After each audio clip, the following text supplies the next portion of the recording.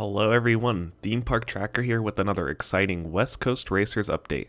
So many things have happened these past few days, like the opening of the restrooms, twin charge tacos, Cruz placed a car on the track, and so much more.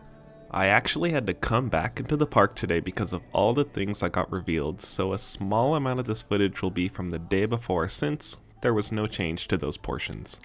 Starting off with the big one is the opening of the new dining location, Twin Charge Tacos. I was able to catch the opening team taking their picture out front of the attraction. I wasn't expecting them to open this up today, but I turned around and saw the door open. Walking up to the building, they added these yellow and green shade tarps over the windows, and they look great. If you didn't remember, this used to be the other Cold Stone location in the park, which was shortly converted to a Six Flags branded ice cream location before they closed this area down. Inside the location, there's nothing too fancy, looks like most of the other dining locations in the park. But what I do like about this one is guests can fill up their own drinks. There are machines positioned on opposite sides of the location. They were only using the right side for this visit, and I assume this was just a test run before the land officially opens. There are 5 things on the menu, 4 of which can be used by the dining pass. They also have specialty drinks themed to this area. I tried the carne asada tacos, and to my surprise, they actually tasted really good. I do wish there was more sauce options included other than the one they give you with the plate, and the chips weren't anything special, but they were still good. I would most definitely eat at this location on repeat visits. Hopefully this stays open on the slow weekdays, as most dining spots in the park are closed during that time and only open on the weekends.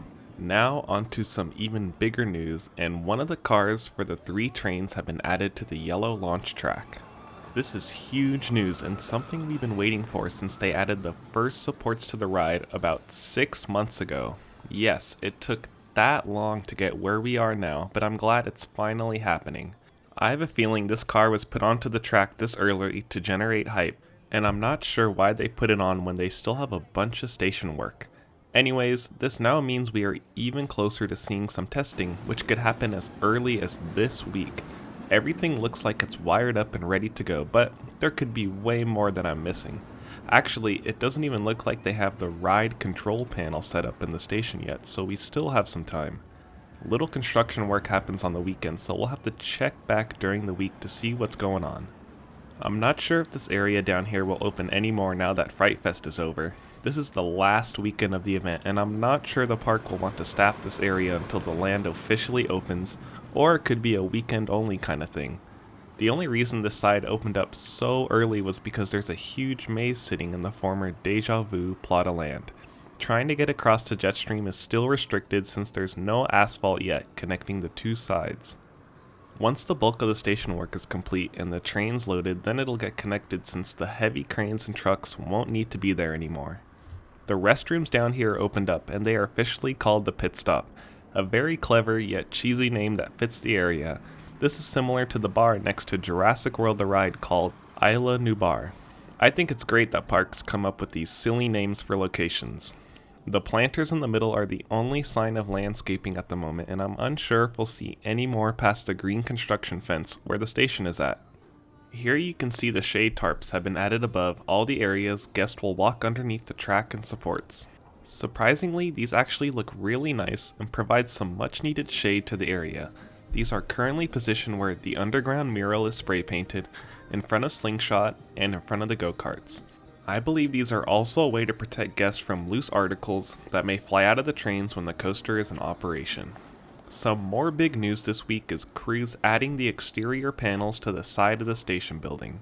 This is coming along very quickly, and right now they only have the side facing Jetstream and Dive Devil covered. This might be the best looking part of the land, the station building alone.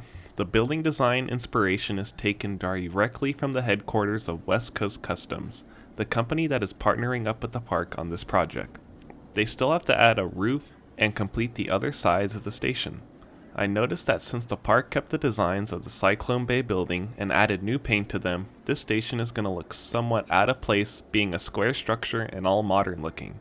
The new paint jobs on the old buildings definitely help things out, but it's still going to look a little off. Then again, the West Coast Customs building down in Burbank, California looks out of place as well. I also noticed down in front of the building is this green air tank that I talked about in the last update and posted on Instagram. Many have said it was for the air gates or the air ventilation of the launch fins like found on Full Throttle. And if you look closely right below the Ninja track, you can see some landscaping work being done, which is always a nice sign. Here's another look at some of the panels being installed on this side of the station building. Again, it's coming along at a fairly quick pace. They were loading them onto the sides one at a time, and I'm sure by the next update this building will be mostly covered up, and then the theming inside the building, if there is any, will begin.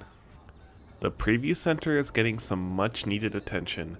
The roof has been painted this strong blue color, a very big difference from the baby blue roof that matched the walls. Inside, there are still boxes everywhere like in the last update. I don't think the exterior will change much aside from the new paint job. The preview center signage should be removed along with the dark blue wooden construction walls that currently block us from entering the new area from the here. Then, until the area opens, there will be a temporary chain link fence with green tarps, identical to the one found on the Apocalypse side of the area. Once again, the go-karts have been untouched since the last few updates. This attraction seems to have been forgotten about due to the priority of getting the star attraction up, West Coast Racers. Well, that's all for this update. I have a feeling there's going to be an increase in updates this month due to the rapid progression of construction.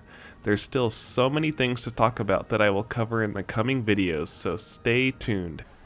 And really quickly, this was the crowd trying to get past the metal detectors this Saturday morning.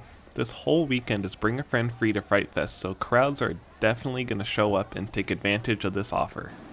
Until then, thank you so much for watching, and please comment your thoughts down below on the construction progress. Also, don't forget to subscribe to the channel for more updates on West Coast Racers at Six Flags Magic Mountain.